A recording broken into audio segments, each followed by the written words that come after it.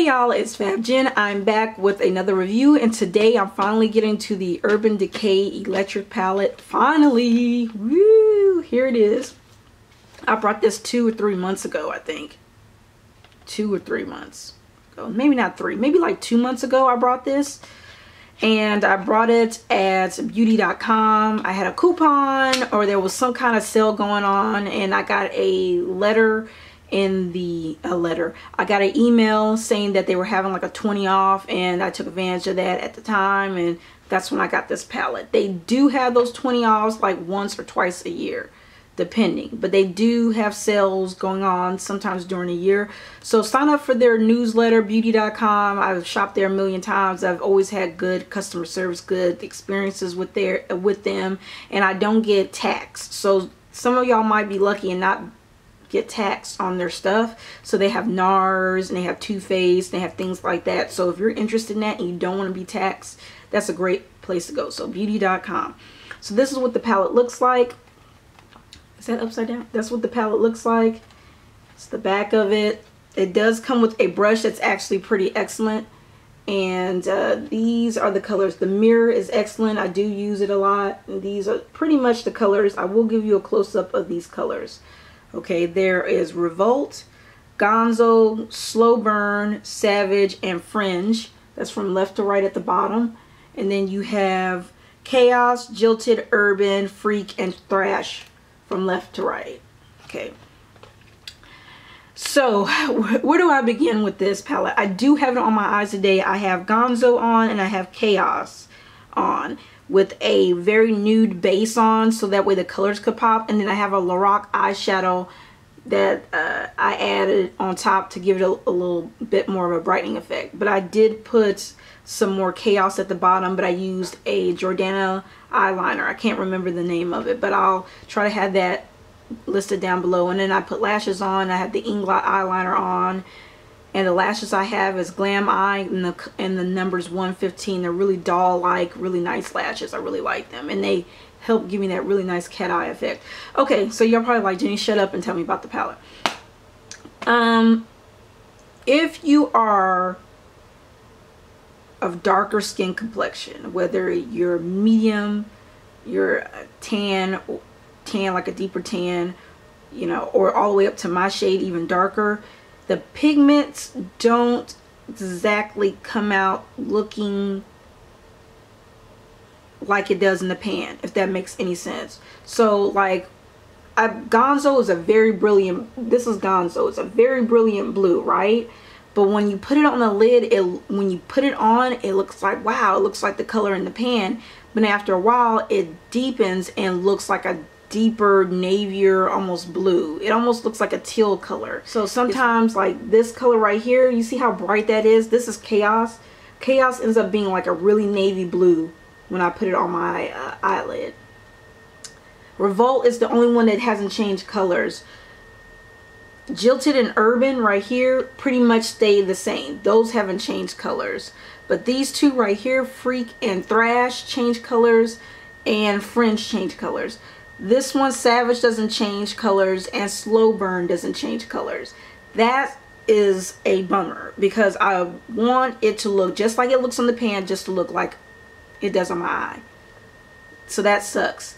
But I find that if you use like a paint pot, like a MAC paint pot or a Maybelline Color Tattoo, that helps keep the color as close as it can be on the pan, and also helps brighten and intensify the color.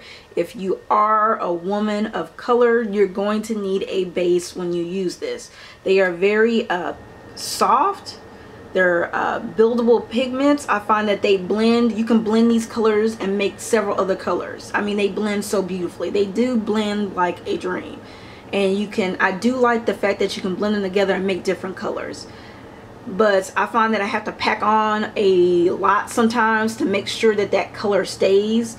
So that's why I recommend you use some type of base, whether it's NYX, whether it's Maybelline, or whether it's MAC. Use some type of base if you're a woman of color, okay, to really hold that color and to intensify it, so that way at least it's close to being as vibrant as it is in the pan.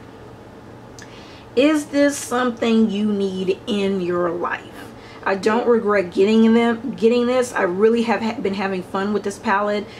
When I figured out that pairing it with a proper base, this is on and popping. This is just all day, every day. I use this in my purple nurple tutorial. I have a video linked somewhere right here, and you can see these colors in action, and they're just beautiful. I really am having fun with this palette. This is a palette that's not for a beginner. And when I say that, this is my recommendation. If you're a beginner, because I've been there, you're gonna see all these colors and you're not gonna fucking know what to do. You feel me? Because sometimes even I have to go and look at photos and still watch tutorials. But I'm at the point now where, thank God, I'm getting to that point where I can look at a photo and I can recreate that look. That's because I practiced with other things first before I went to this. So I know what to do with these. You can't just do your eye looks just with this. You need transition colors, you need blending colors. That's what you need with this. So if you don't have that, whether it's drugstore or it's high-end, you're gonna be lost in this palette unless you want just a whole big thing of color on your eye. But if you are intermediate, above beginner, intermediate, or professional, you would love this. This is just to die for. It's absolutely gorgeous. I really have been having fun with this. I create a lot of different looks. I love the purples in here. I love the purple, the pink. I love Revolt. You can layer that. You can add Revolt and then add another color on top, and that will make the color shinier, like give a very pretty silver metallic-y look to it. So I really do like the blendability of this. I like that you can create other colors by mixing the colors together. I do like the pigmentation. However, I don't like that it's not true to pan when you put it on your eyes sometimes in certain select shades that I mentioned. I mean, if they came out with an electric palette too, I would get it because I think it's just absolutely gorgeous. I think this is like $50 for this one. I think it's $50. I'll have that price listed down below, but I really have enjoyed it. This has been one of my this is actually my second palette that I purchased. I purchased a Too Faced palette first, then I purchased this one, and then I have the two Lorac palettes. So I really have been going on a palette haul lately and really enjoying these palettes. The Too Faced palette, I will be doing a review on that one. That one is one of my favorites too. That's like a really good everyday palette, and I'm almost like what am I going to do without it when it's gone? So that's how really happy I am with that palette. So anyway, that is my final review, my final thoughts on this palette. I will link my first impressions video if you want to see that down below, or I'll have it in the screen so you can see what my first thoughts were. I also am wearing a similar look to that, a peacock look, kind of like a bluish tealish look in that video, but that is a first impression video, so you can kind of compare and say, hey, she changed her mind or she likes it or whatever. But yeah, this is the Urban Decay electric palette. This is a great palette. I really do like it. I do recommend it. Is it a I must have it or I'll die? No. But if you're a makeup junkie or a makeup artist, this would be something that you would want to have in your kit or collection.